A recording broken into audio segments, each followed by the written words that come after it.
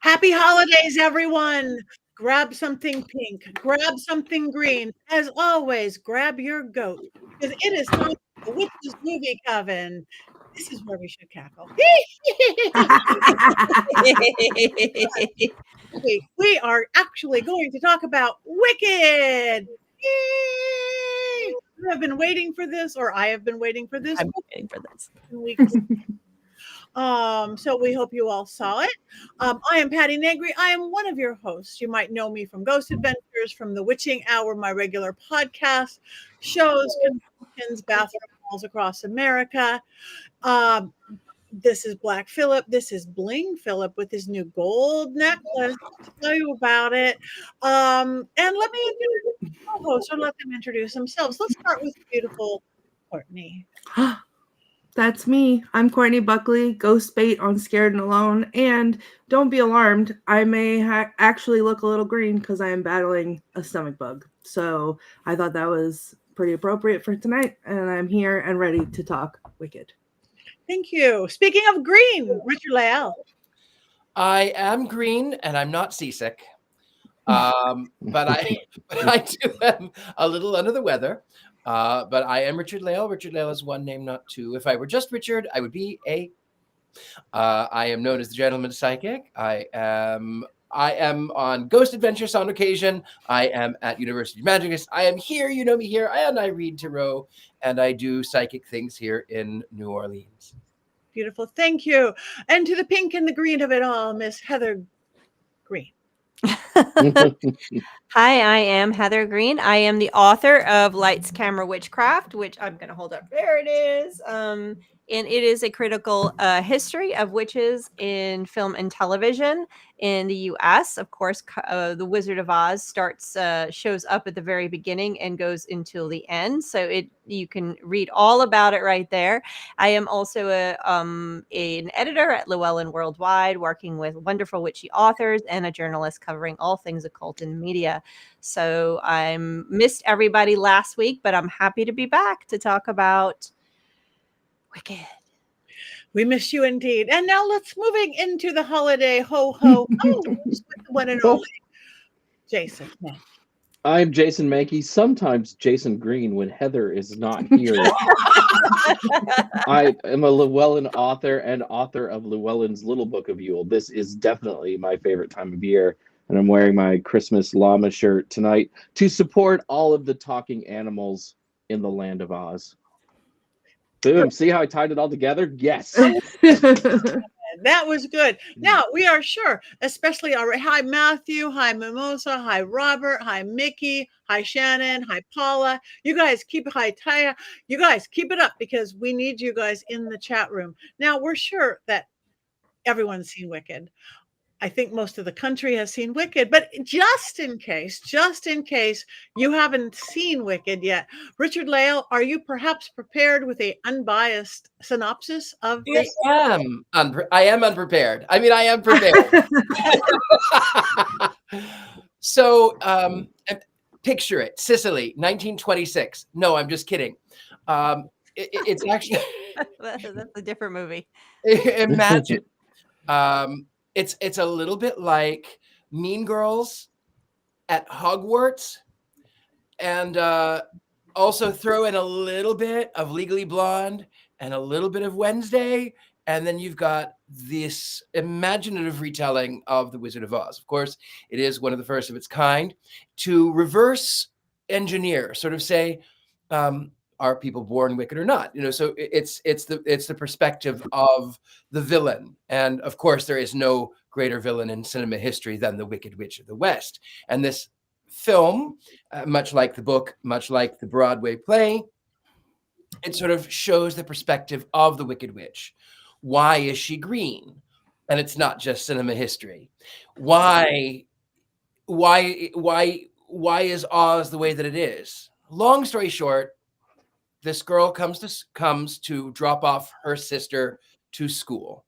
And it turns out that she herself has magical powers, which the mistress has decided to take her under her tutelage.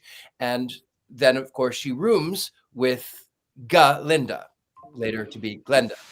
You find out that She is a competent woman of color, of Verdi color, and she is being gaslit by a man who has corrupted all of Oz and rules as a dictatorship, almost as if it were the Hunger Games or the United States in circa 2025.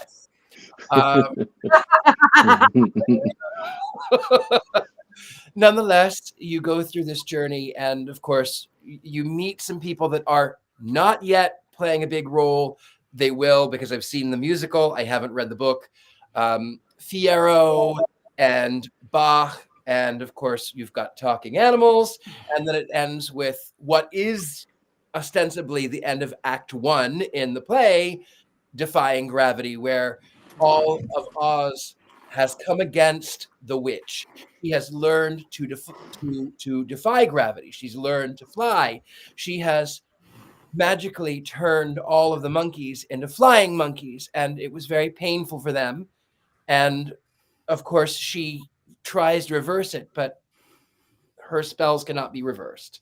And so when Oz is after her, and they've painted her as an enemy of the state, she defies gravity. She defies all of sort of the gaslighting, and that's about it until we get to Act 2. Thank you. That is beautiful. Thank you.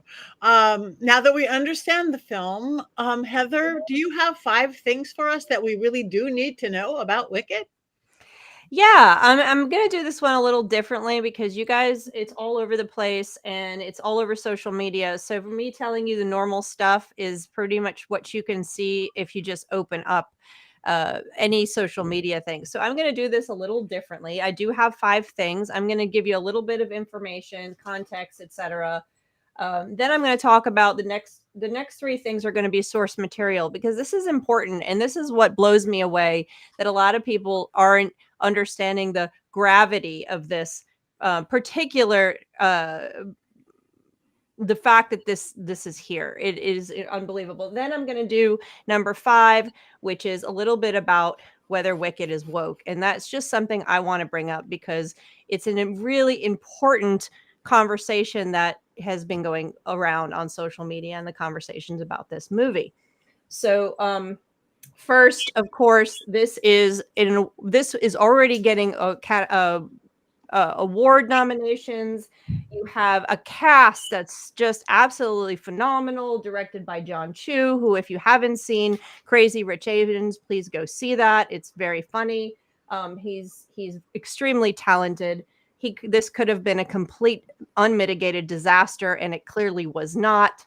You have Ariana Grande, Cynthia Erivo, Jonathan Bailey, Michelle Yeoh. I mean, Peter Dinklage. You just have so many people in here. Jeff Goldblum.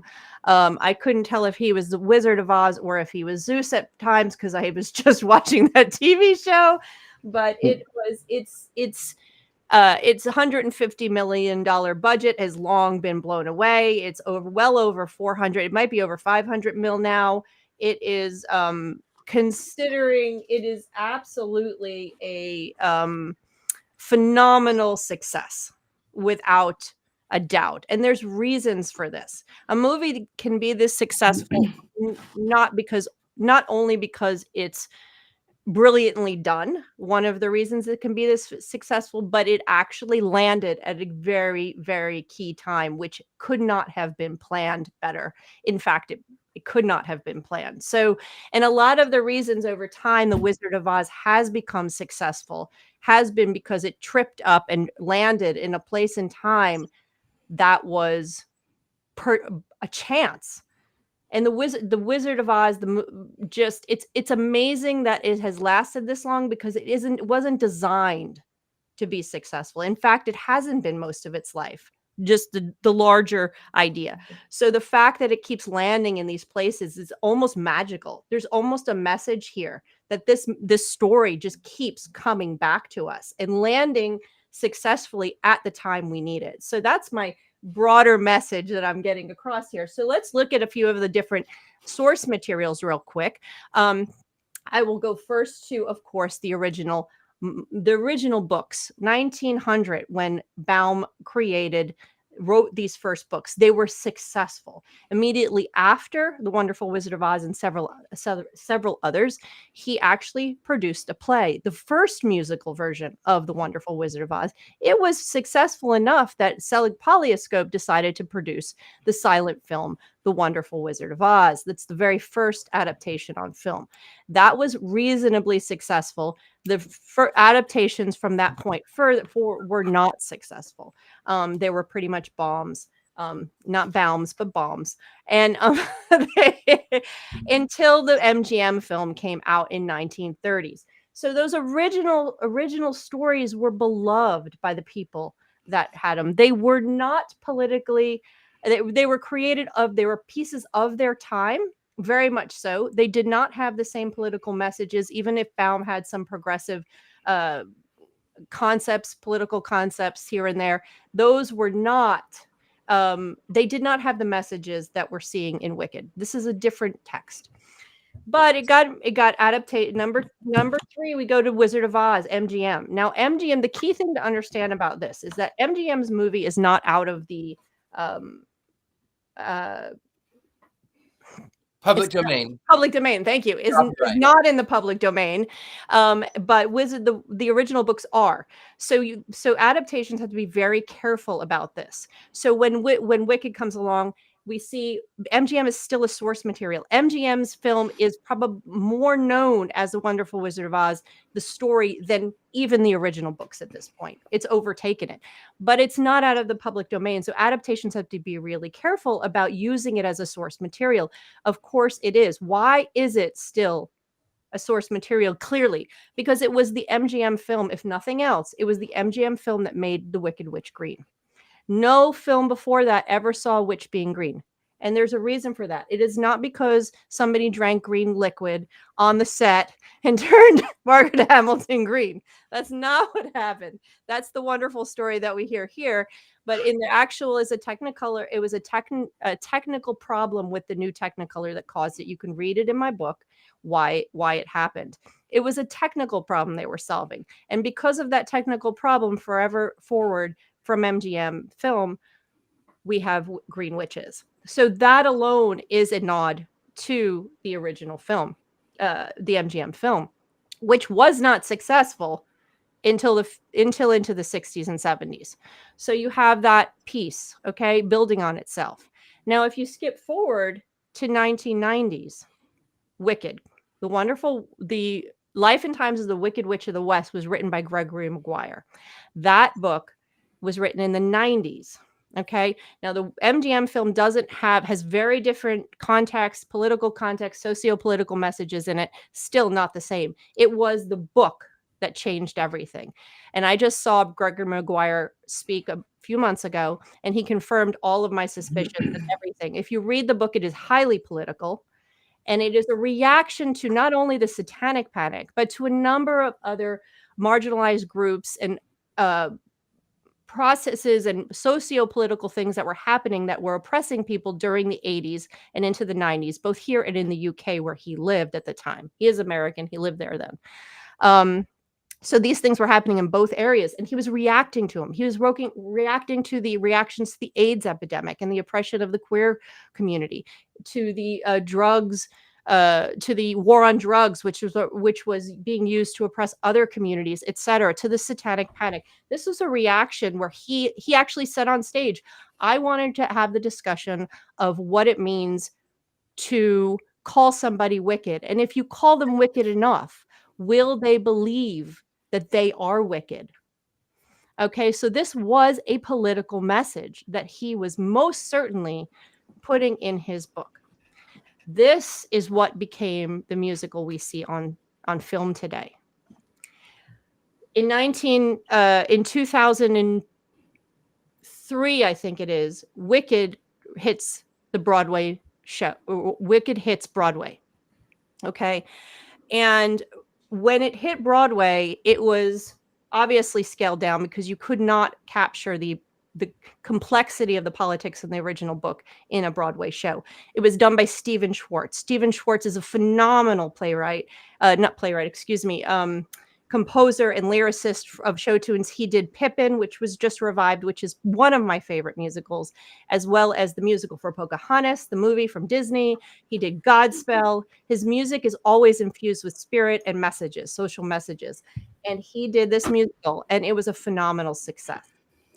Even though it didn't capture the depth of socio-political messaging in the book, it captured it enough that Wicked was eventually used to help promote anti-bullying campaigns into the 2010s. So you'll see Wicked and Elphaba and this idea of why we're bullying someone that looks different from us, that appears different from us, that acts different from us. That was captured enough into the musical.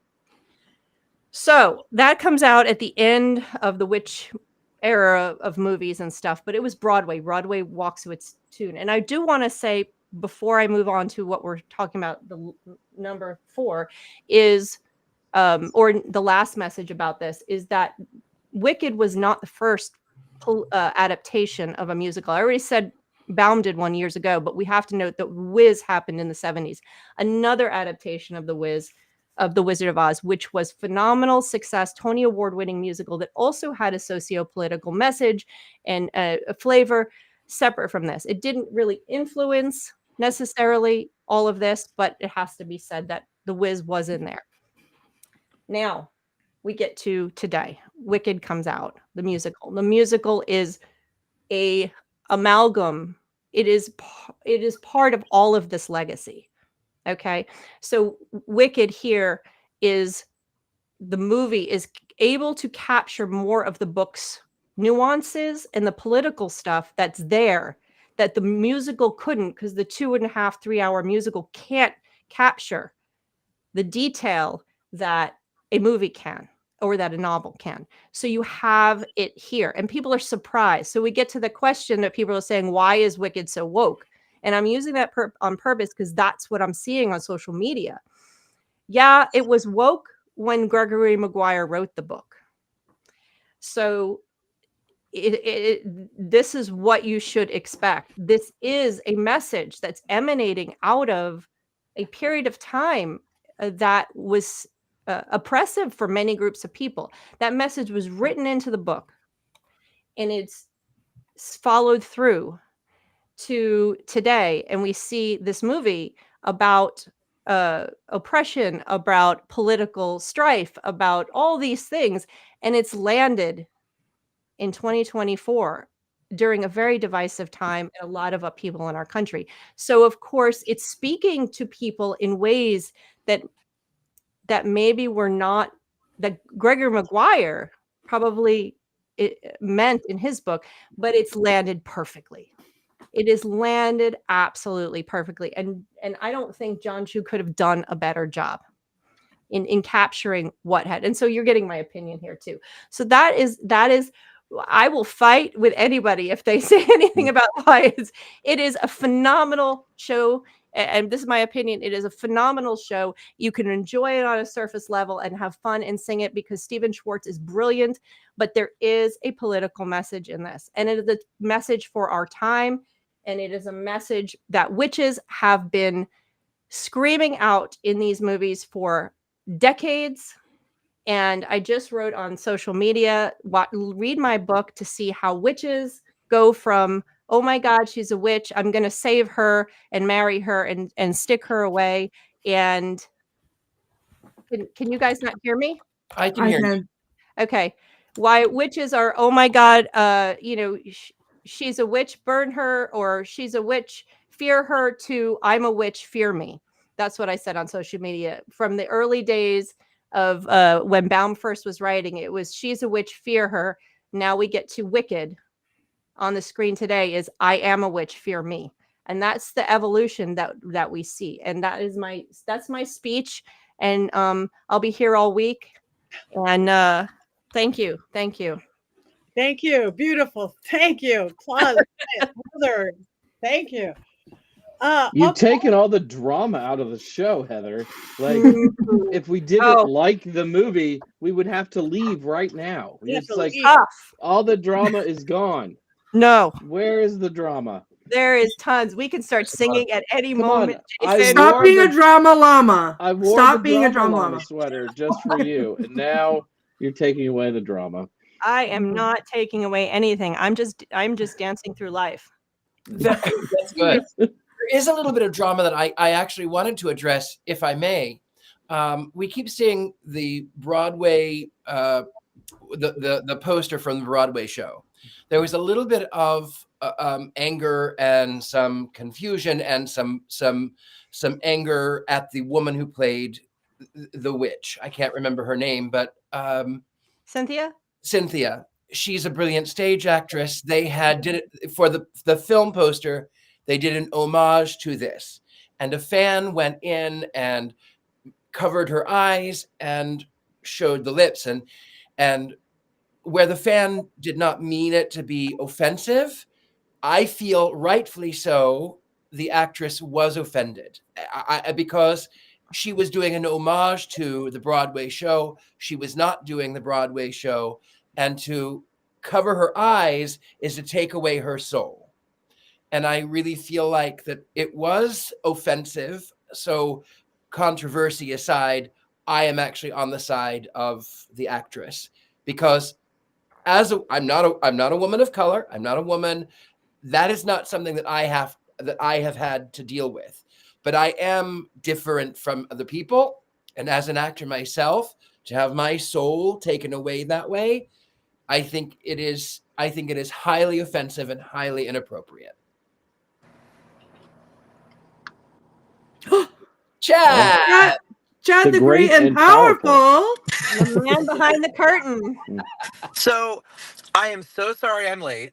But we've been doing something special and we haven't left the venue yet. So if it's okay with you guys, I would love to derail whatever you're talking about and take you into this venue real quick and show you what my dear friend Theo, say hi to the folks at home. Hi, Theo. Hi, Theo. Oh. I would love to show you what we built if you guys would like to see it. Yes. Yes. Okay. Are you coming or are you going to chill here? I mean, I'll be right back. Okay. Okay. So tomorrow it's a celebration for Alice Brooks, the cinematographer of Wicked. And I was hired to create a set for them and some costumes. So, of course, I'm bringing all the characters. Oh, hi.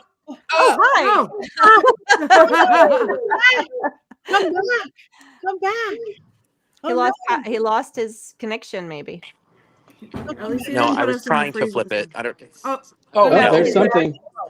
He's back. I'm sorry. I pushed a button that I thought would flip the camera, and it didn't Nope. flip the camera. So I don't know if Flip I it can. down and rework it. Let me work it. Hold on. Flip it down and Huh? reverse it. I guess I can't. Let me try this. Front camera. Here we go. Nope. Back Nope. camera. Hold on. I'm gonna get it. There we go. There we go.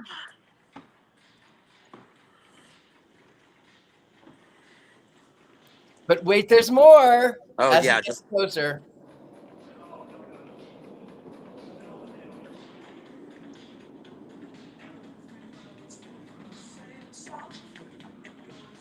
Bravo, bravo. Wow. Oh, wow. Nice.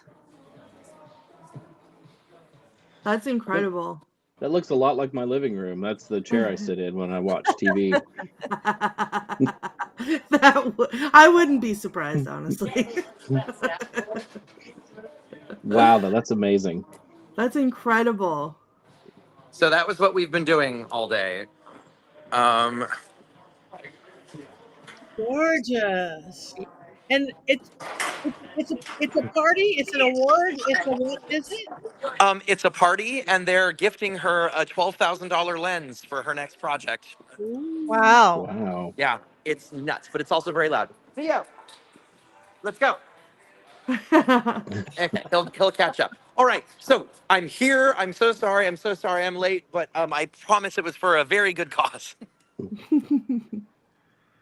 Thank you so much. Oh wow. Oh. Oh, that was when I got to tour the set. The actual one. Nice. Yeah, I was sitting here. Oh, wow. There's the book. And there's the Grimmery. Mhm.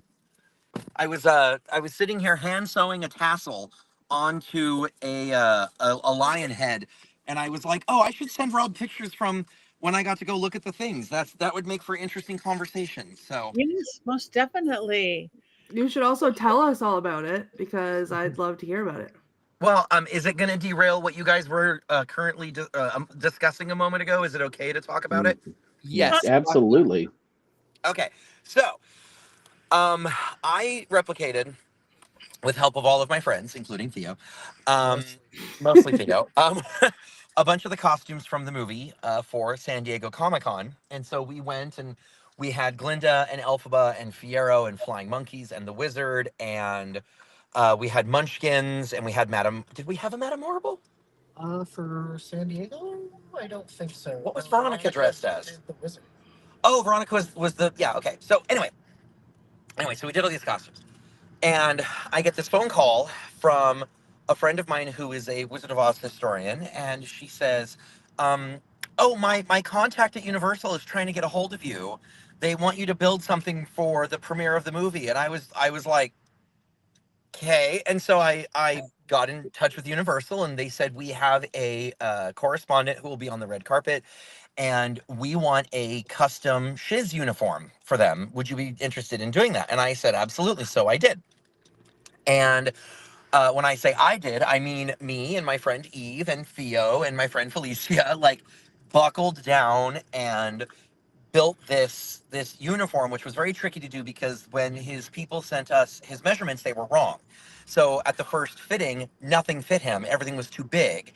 And so we had to go back and do another fitting. Well, the interesting thing about having to go back and do another fitting is for all the press junkets, they took the indoor, like the interior sets. So the dorm room, the throne room, what else was that? I feel like there was another one. Was that the only two? It was those, and then there was the hallway of costumes. Oh, in the Hall of Costumes, right. And the Munchkin Land thing that they built, but it wasn't a set. So they brought a bunch of the interior sets over from England and rebuilt them at Universal Studios on the back lot. And they said, oh, if you're coming up to do a fitting with him again, he'll be here for the press junkets. Why, like, do you want to see the sets? And I was like, please, for the love of God, I would kill to visit the set.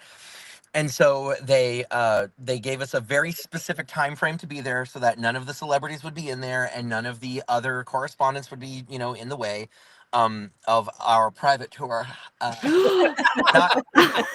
that we would be in the way. No, the other way around, of course, when I tell the story. And we get up there. They rebuilt a part of Munchkin Land out on the lot with tulips everywhere and the little huts and a chunk of the yellow brick road.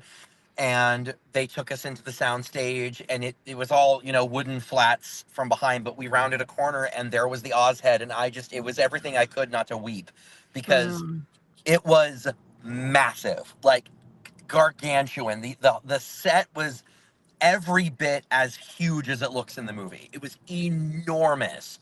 The only thing that wasn't there was his miniature of Oz that he's built wasn't there. They did like a facsimile of it because that had been taken somewhere else for promotional purposes, but everything else was there and the head was there. And I had my replica of Elphaba's hat, which I was able to compare to the original, and it's almost a 1-to-1.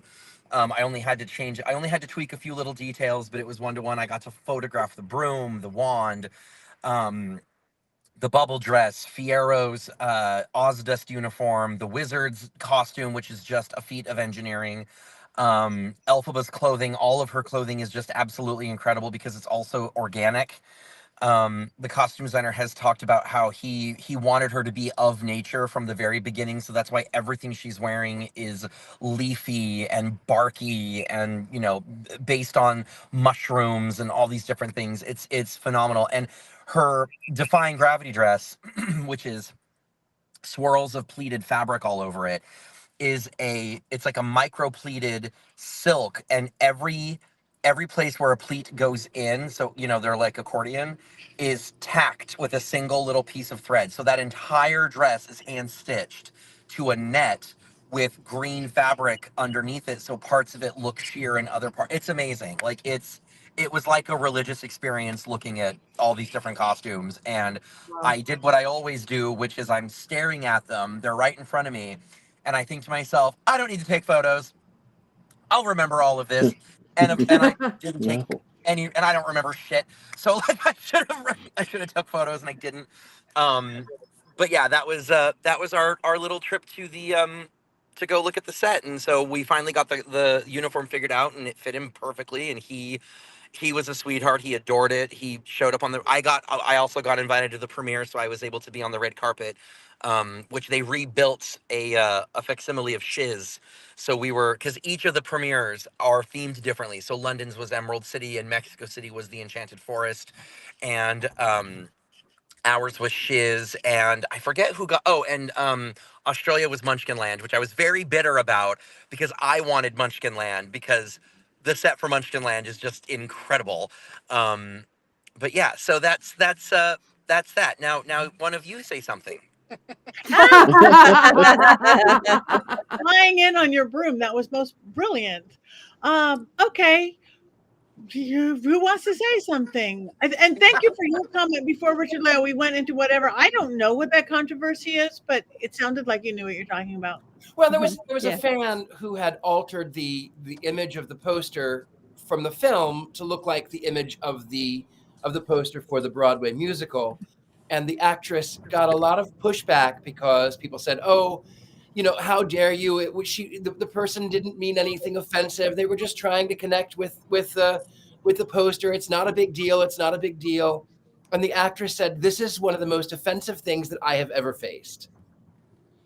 And I agree. I agree with her. Actually, Ariana Grande agreed with her too, and it is offensive.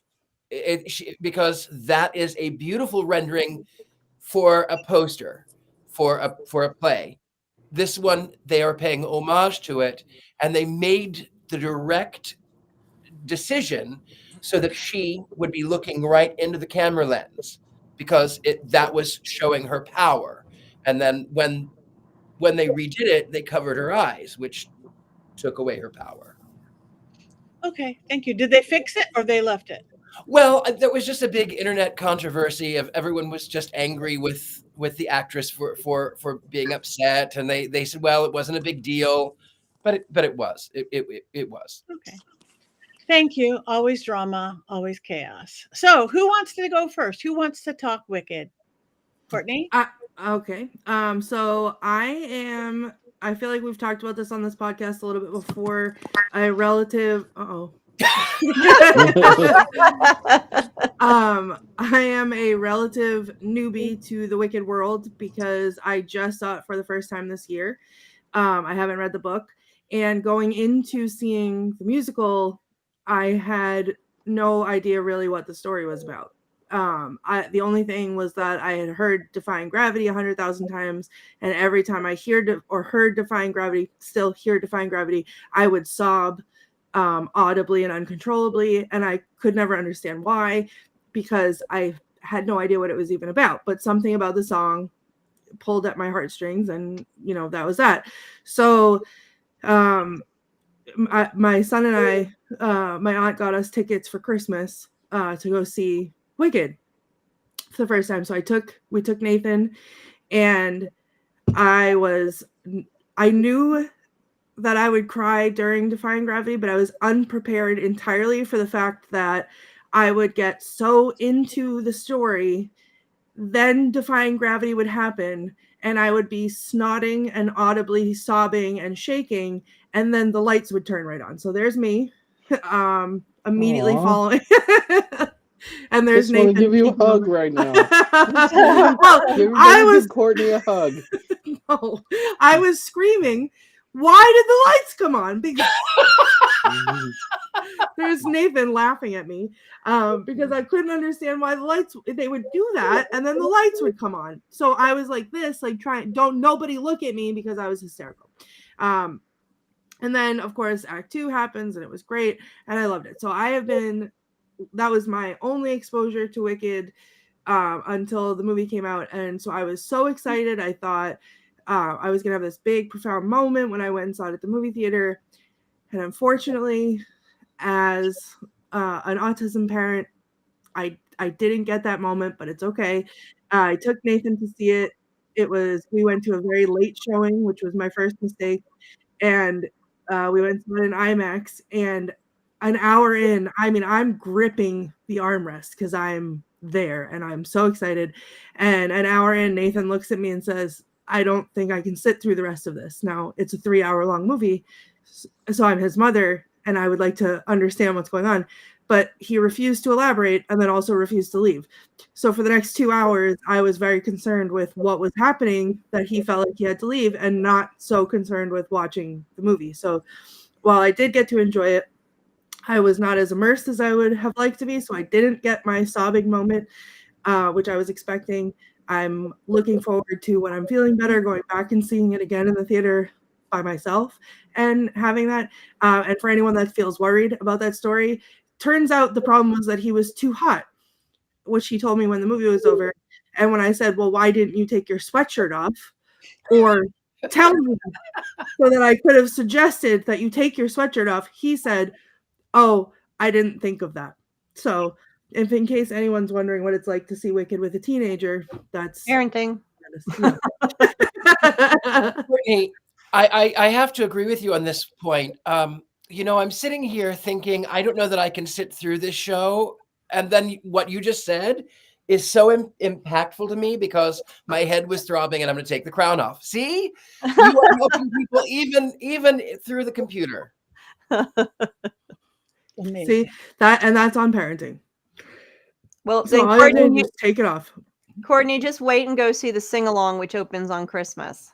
That's literally what I'm waiting for, because I have been listening to it so I can learn the new ways that they sing the songs instead of the old ones that I was listening to, so I can make sure that I sing it right. And I will be insufferable when that happens. And also, let's not pretend like I'm not considering flying down to Atlanta just so that you and I can go see the sing-along together. Oh, that is a thought in my brain. You are welcome to join us. My daughter and I are, and you, and I will sob like you. And when the lights go up, I will have the same eyes. I don't know. I'm a little worried about the sing along because some people sing. Heather, I know you can really sing. And Courtney, you maybe can sing. I don't know. No, I can't. I definitely can't. I do, but I shouldn't. I hope that the music part is really loud. If it's really loud, it won't be the same movie. But if it's a whole crowd, there's something to. I've said this before, but there is something different about watching a movie on the big screen, the way it was meant to be enjoyed, with a theater full of people, because you get the reactions from that theater full of people and that energy, and you feed off of that. So with a theater full of people, even if they all are terrible at singing, it's the energy of everybody singing together that's going to make it fun no matter what. It doesn't have to be perfect. We're not Ariana Grande. We're not Cynthia Erivo. Like, that's not who is going to watch the movie. It's just people who will feel the songs in their heart and sing their little souls out. And that's what I want to be a part of. Yeah. Is there going to be one of those little dancing balls with the lyrics? That's what they do with the Grease sing-along. That'll help a little bit. Yeah. But boy, 60, 100 people in a theater doing Wicked karaoke frightens me greatly. It frightens me. I will be staying home that day. You guys are not invited. I will be seeing Nosferatu. Nosferatu. That is not a sing-along. Jason. Yes, Nosferatu. Jason says 60 to 100 people in the theater singing Wicked to the movie, and all I'm thinking is, I am there. Take my money. Take my money. I am happy for your happiness. That's what I will say. I can imagine taking my wife to that. I think she would last about 15 minutes before. I have an idea in my brain, Heather. I think that we should go to Jason's house like Christmas carolers, but sing Wicked at the top of our lungs off key. and like hold up a boombox, like say anything, and then Yeah. just wait and see how long it takes him to throw things at us. And ask for the $2. You're See- really gonna get Ari throwing things at you. Is what you're gonna get. But Wicked is not an easy song to sing for No. non-singers. It's No. not like Rocky Horror Picture Show or something. Yeah, but you know what? Ask the people on the highway, because they hear me do it all the time, loud and proud. In fact, one time I was scream singing it, and yes, someone in the comments said hopefully people won't scream sing like they do at concerts. I hope they do, because that's how I sing it. I was scream singing it in the car as Heather tagged me in the thing about the sing along on Facebook. Literally mid belting out. I don't even know all the words to Defying Gravity, but I'm just screaming because that's how it is in the car.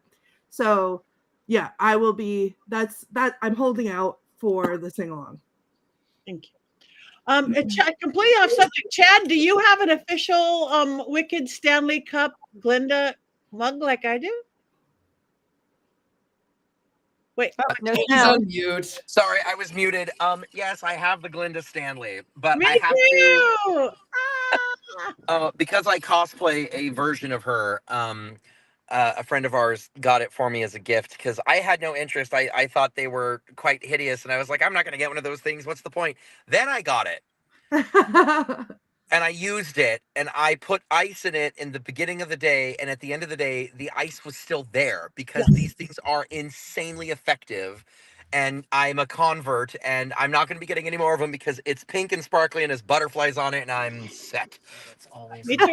and it's big and hard to lose. So And yeah, it will keep something cold for 14 days. It'll keep something hot for 14 days. And it's insane. That's crazy. Chad, can Yeah. I share some pictures with our producer of your costume? Oh, please. Yeah, now that I think about it, I should have sent some over. I'm gonna send them over right now to our producer Rob. Anyway, I am a Wizard of Oz girl always, since from birth on, from whatever. My favorite movie, as we've talked about, I've got all my Oz girl, everything. I love the play Wicked. I saw the play Wicked. But this just, I loved this so much. It's not the play. It's certainly not Wizard of Oz, and it just had that touch of magic for me. Everything about it, just like Heather said, everything about it, the music, the costumes, the weird, fabulous costumes, and I usually don't get that many details on a first watch through of anything, but you got them. You got everything. I can't think of one bad thing I could say about it, except that I'm worried about the sing along.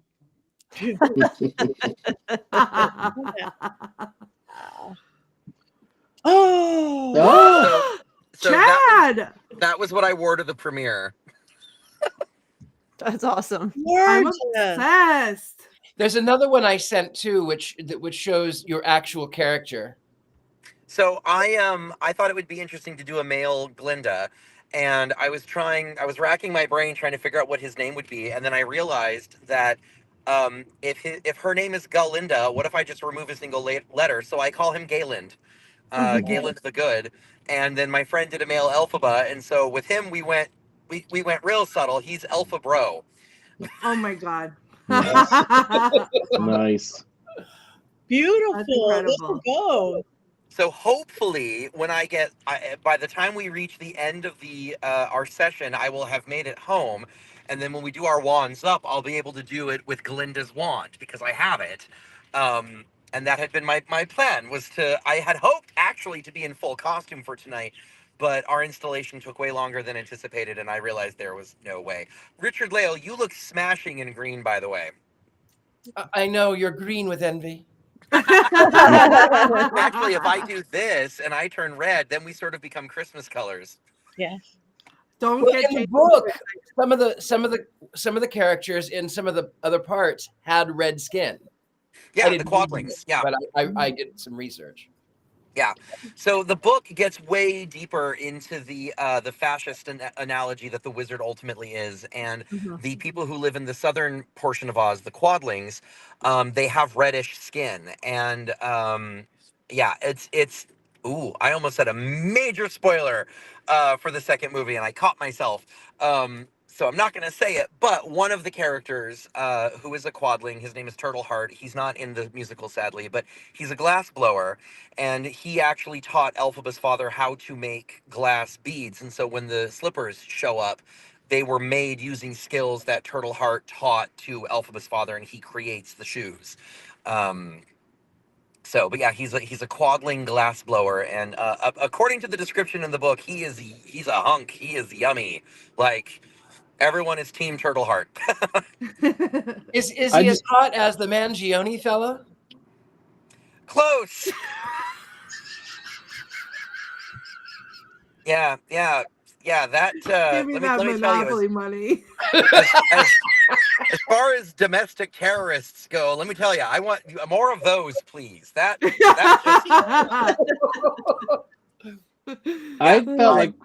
I feel like we should add like a timer to Chad's box. Like, will he get back in time to do thumbs up? Right? Like right now he's got 44 minutes and 20 seconds, right? Or 40, yeah, no. What is it? 14 minutes. And you've got 15 minutes. Yeah, like just have it going the whole time. it's gonna be close because welcome to Los Angeles. Yeah. I have so many things I want to say, and my mind is just blanking because I'm just so happy to be here with all of you guys. I love this movie so much. I've seen it 5 times. Richard-Lael, you were able to see it. You were able to watch it, right? Okay, I was good. able to see it. I was actually able to see it today. Okay, good. So you talk next. Sorry, what? No, so Richard-Lael talk next. Well, you know what? I will say, I had seen the musical before, God and damn it. Everyone's calling me, and I had seen the musical, and now I'm before, frozen. and we can No, hear you're you. not. You're definitely not frozen. No. I don't think he. Okay. Oh wait, I think he's okay. Anyway, so I had seen the musical before years ago, probably 15 years ago when I lived in San Francisco, and I cried. And I had purposefully kind of not wanted to go see it because I knew that I was going to be a wash of emotions. Here he is. Welcome back, Chad. It's okay. I'm so sorry. Anyways, please continue. So I did watch it today, and rightfully so. With all of the current situations, I could not help but find myself in tears at the plight of the animals who represent people in cages, people of alternate religions, people of alternate sexual identities, and I couldn't help it, and I can't help it now. Mhm. Anyway, but I loved it. Thank you. Thank That's the deep reaction that people have had since the book came out, since he wrote the book. And even with the musical, it's there, even if it's more moderated. That feeling you're having is like, I can totally, I'm with you. It's We're with. yeah. Yeah, big time. Thank Yeah. you. Jason. Well, I liked the movie. Don't yell at me yet, and don't turn off. Oh no. Oh But no. Oh but God, I where are my did- sunglasses? I did think the first like hour and a half was a little too long. There were times that I yawned. It was very long. But when they get to Oz, though, then the whole movie changes, and I was on the edge of my seat the entire time and was completely caught up in it.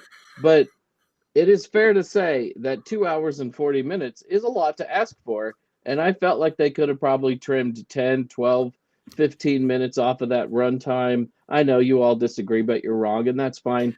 I And agree with you, actually. yeah, and it was long, but I loved the movie. I loved the songs. I had seen it like Richard-Lael maybe 15 years ago, and I was sitting in the cheap seats very high up, and I remember very little about it. But once the song started, I remembered the songs because they're really, really good. And have I been humming Defying Gravity all day since I saw this on Monday? Yes, I have. I'm not trashing the movie, but I did think it was a little long. I'm with Richard-Lael and probably the rest of you. I wish we had spent more time with Professor Dinklage, not just because he's a goat, but that stuff was so powerful and so strong. And I was really glad to see it in the movie. There's a quote, and I don't want to like take away from Courtney's thing, No, but go ahead. the best way to bring folks together is to give them a real good enemy. And I leaned over to my wife and I was like, holy crap, Ari. Like, that is what we've been living through for 8 or 9 years now. And she's like, just be quiet. We're watching a movie. She's read the book, so she's like really well versed in the political part of it. But I would have wished we could have gotten a little bit more of that because that was really fascinating. But yeah, it's a really great movie. I want to see it again, but not with a Chad wants sing-along to crowd. Chad is trying to talk. Yeah. I'm not trying to talk. I was trying to make it known that I would like to speak next. I didn't want to interrupt. But I wanted to just throw out that the plot of the musical and the plot of the book are completely different. All the musical did was take names of people and locations and create a story around it, because the line of the best way to bring folks together is to give them a really good enemy is not in the book, because small spoiler, the characters in the book never find out that the wizard's a fraud. So as far as the characters of the book know, for the entire duration of Elphaba's life, they were the people who were loyalists refer to him as our, glorious wizard or dear leader, or, let make Oz great again. And but the thing that's fascinating about the musical and the script for the musical specifically is that there are interviews with Winnie Holtzman, who was the book writer, and Stephen Schwartz, who did the music and lyrics, where they talk about how they were watching things that were happening during the Bush administration when they were writing this script, and they were nervous about putting some of these things down because you think of the Bush administration and then you think of the words, the best way to bring people together is to give them a really good enemy. And that's the entire Bush administration in a nutshell. And so at the time that it was written, it was incredibly politically poignant. And now everything is worse. And so to hear all that again, I mean, like to me, when I saw, I had the same reaction Richard-Lael did to the animals. I immediately thought of my friends who are trans and queer and people of color and all this and that, and I just immediately started weeping, just out of like fear about where we're going and the fight ahead of us and everything along those lines. And it's wild that the themes 30 years later, the themes of this musical are still relevant. And it's also heartbreaking that we as a society have not progressed at all. Well, we did progress and then we regressed, but yeah, I just wanted to jump in that when it was written, it was like, holy crap, this is a little politically racy, isn't it? And now it's like, you walking in with me, or you just drop? You can talk. Well, I was gonna ask. Well, I was gonna buy his dinner. Well, okay. This is over in like. Oh, okay. Yeah. Well, do you want me to drop you off so you can lift your wand? Behind the scenes of the Witches Movie Coven. We've got the I'm so timer sorry. I'm going so on sorry. in the corner. At least we're not in the freezer this time. So Well, you don't have a freezer to put you into. I'll be damned if I'm not going to punish Jason for the audacity. As you should. How dare someone say the movie is 12 minutes too long? Oh, yeah, exactly. It was not long enough. The movie minute is going to get me in trouble, that's for sure. I will be leaving before that. No, the only problem I have with the length is knowing about all of the plot holes in the second act that they're trying to fix for the sake of the film. I can't agree that it should be shorter, because I don't think it should be shorter. And B, my question is, if you were to shorten it, where would you cut things out? Because all of the story is so important.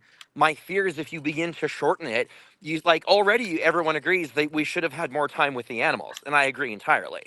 But so whenever I take a scene and trim it by like a minute and do that to many scenes, and then you get rid of lots of minutes, especially early when I was yawning a lot. Again, the last 40 minutes are terrific. Edge of your seat. This sounds like a you problem and not a movie problem. I thought it was earlier. And- earlier you said that we were allowed to be wrong, but given how outnumbered you are, I don't think we're the ones that are wrong. And In fact, if you Richard-Lael educate agreed your with me that it was a little too long. Listen closely. if you educate your Jasons at an early age, they learn not to dissent, and I think that's important. I think the whole point of I've the been movie is trying. that dissent is important. Depends on who you're dissenting against. control of this broadcast.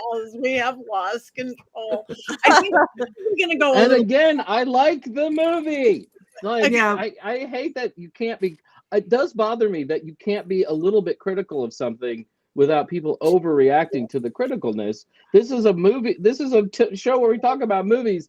We can't agree 100% on everything all of the time. We never. I'm really boring. overreacting It'd be to really you. boring. I'm overreacting to you saying we're overreacting because nobody's overreacting. Everybody's just reacting. Yeah, I I'm think very hasn't even spoke yet, and it's 7:00, and Heather hasn't spoke yet. Oh, I loved it. I didn't think it was too long, and I would watch it again and again and again, and I would sing along. I was singing along, and I loved it, and that's all I have to say. It is so powerful to me that I have literally, it brings me to say nothing except tears. I'm in awe. I'm in awe that this little property made in 1900 has exceeded all expectations. It's one of the most powerful, if not the most powerful, American piece of literature that affects witch representation. It is time and time again, all the places it's landed and amazingly, as I said, become popular because of sheer luck in some cases. And now here we are. I mean, that to me is so amazing, and I will cry. I was just listening to the music, and I'm like, I looked at my daughter. I went, I am going to be wrecked when the second movie comes out, when they sing For Good. Like and my daughter looked at me and grabbed my shoulders and said, like you weren't in the first one. I'm like, okay, fair enough. I mean, I feel it in every Stephen Schwartz musical. I feel that way. There's something about the words that he puts and the music he writes just hits me on such a spiritual and powerful level that yeah. So yeah. Thank you. It's everything. It's everything. I'm just going to keep going, and do we have quotes on this, Yes. Courtney? I do. My number one quote that I wanted to say is the one that Jason brought up, so I'm going to say it again. That the best way to bring folks together is to give them a real good enemy. And I think that that's especially relevant, just like Heather said, that this movie happens to fall into place when it should, with current events, and not just the election events, but like current this week events. And so I'm not going to speak more on it than that, but I just feel like that rings true in a big way. Another one is Glinda says, "Don't be afraid." And Elphaba says, "I'm not afraid. It's the wizard who should be afraid of me." And I think that was extremely powerful. Fiyero says, "Why is it that every time I see you, you're causing some sort of commotion?" And Elphaba says, "I don't cause commotions. I am one." And I love her, and I want to be just like her. I'm not going to sing it. I'm going to say it, but Glinda and Elphaba say, for you see, my roommate is," and Glinda says, "unusually and exceedingly peculiar and altogether quite impossible to describe." And Elphaba says, "Blonde." Jason. Hey, Heather too, and Patty. I'm not talking to them. I'm talking to you. Well, there's the teacher voice right there. Oh, man. I'm talking to you. I'm just gonna go over to the corner over here. That's definitely the teacher parenting voice. Yep. Detention. Elphaba says, and I thought this was apropos, especially for me tonight, because I feel a little green, but Elphaba says, "Okay, let's get this over with. No, I'm not seasick. No, I didn't eat grass as a child. And yes, I've always been green." Glinda says, "It seems the artichoke is steamed," which I thought was pretty funny. Glinda says to Fiyero when she's giving him the tour about the library, she says, and this is the book place. There's a collection of rare books around here somewhere, and some medium rare as well. Glinda says, dearest, darlingest Momsy and Popsicle, guess what? I can't hear your guesses because this is a letter. And then I have to do this quote, and I'm not going to do it. I'm not going to say it the right way. I'm just going to say it. But I see this constantly all over my TikTok, and it's just so funny. And I watch every video that has the sound in it. But it's during Popular. Glinda says, did they have brains or knowledge? And Elphaba says, well, actually. And Glinda says, don't make me laugh. They were. And Elphaba says, popular. And Glinda says, right. So those are my quotes. Thank you very much. Beautiful. And moving on to Jason. Okay, remember, I like this movie. So remember that. So I finally saw Wicked this past Monday night. I was a little slow to get to watch it. And while I was watching it, I couldn't help but think I had seen it before. Yes, I'd seen the musical like long, long ago, back when the Broadway production was on the road, but that's not quite it. I felt like I had seen Wicked before because the hype machine and production history of this film has been going on now for 15 years. I know that Heather, and probably especially Chad at this point, and many of the rest of you won't believe me when I say that, so I've compiled a timeline for you for fun. In 2010, Paramount Pictures bought the movie rights to Wicked. An executive at the time stated, "We think this property will sit in well with our other franchises. After the release of Wicked, we imagine creating a shared universe where the crew of Star Trek visits the land of Oz, or Elphaba flies through the air with Tom Cruise in a Top Gun crossover. Personally, I think people will really love to see Glinda team up with Optimus Prime and fight Megatron in a Transformers film." In 2011, it was announced that Ariana Grande had been cast as Glinda. Said the casting director at the time, "Yes, we know she's only 17, but we will wait for her to get a little bit older before we start filming. We thought that by casting now, we would create awareness and anticipation for the film. Just imagine how many people will talk about this film for the next 15 years at weddings, graduations, and funerals. I hope my grandmother lives long enough to see it." The next year, Cynthia Erivo was cast as Elphaba, and I can't make a joke here because she's so awesome, and why wouldn't you sign her up?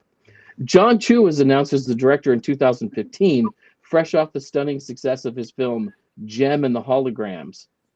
Some of you forgot that was a thing, didn't you? Gem was so successful that it launched a franchise. So far, there have been 5 different Gem movies.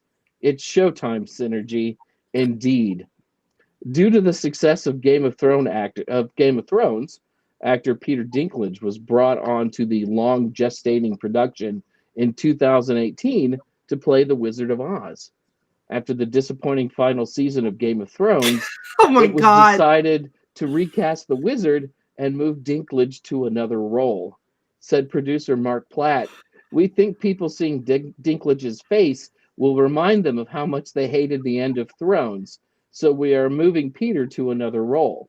To make sure no one would see Peter Dinklage's face, the actor ended up playing a CGI goat instead, and Jeff Goldblum was cast as the Wizard, largely due to the strength of his jazz albums.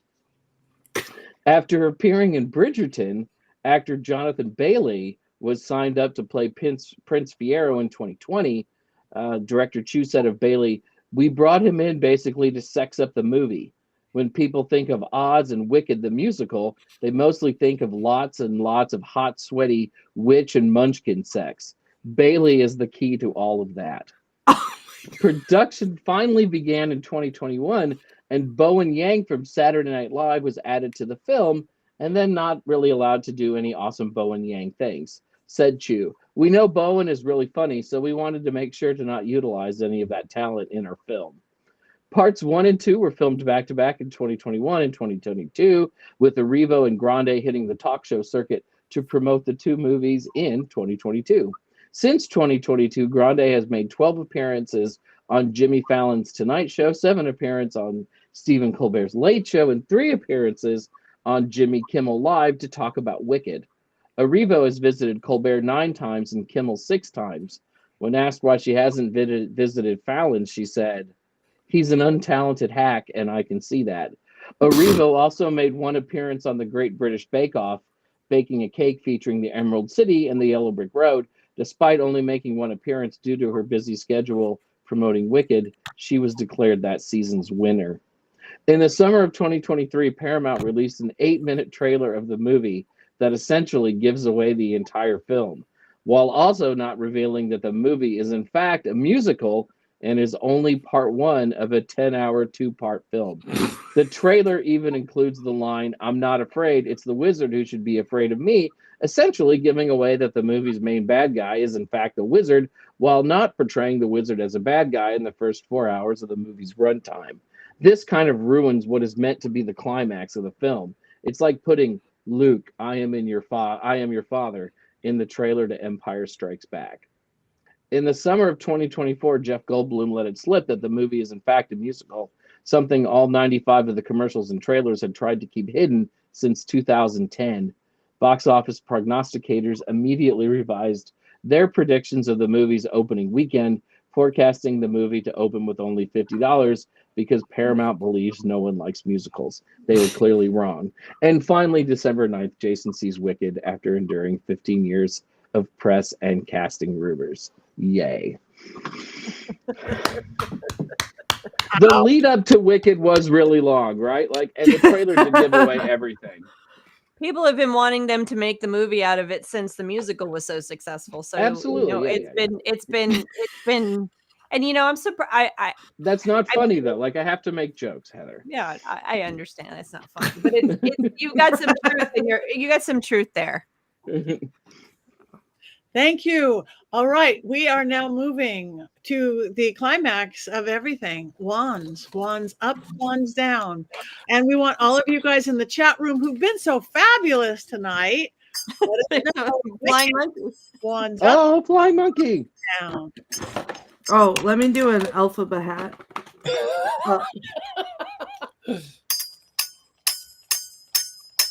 Oh, monkey.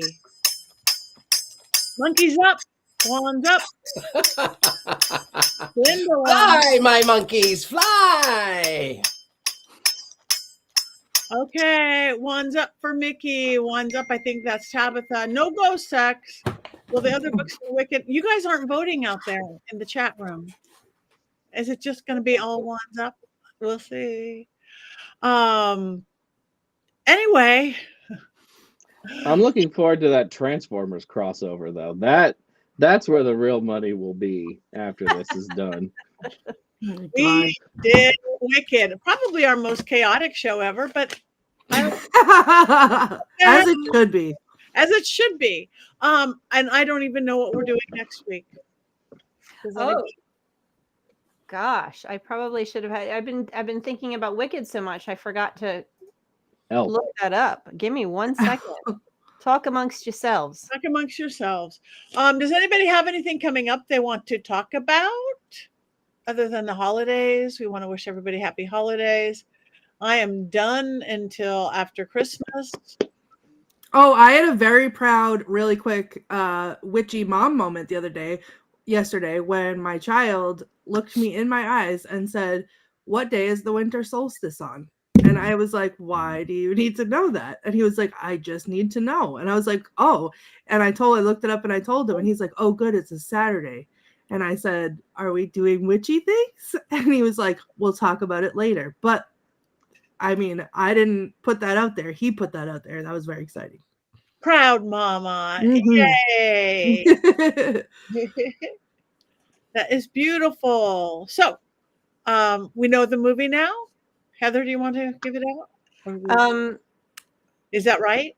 Well, it is supposed to be Hello Again, but I'm seeing that we might do Miracle on 34th Street instead. So I guess Miracle on 34th Street is short. So I guess we will have a Christmas show next week then.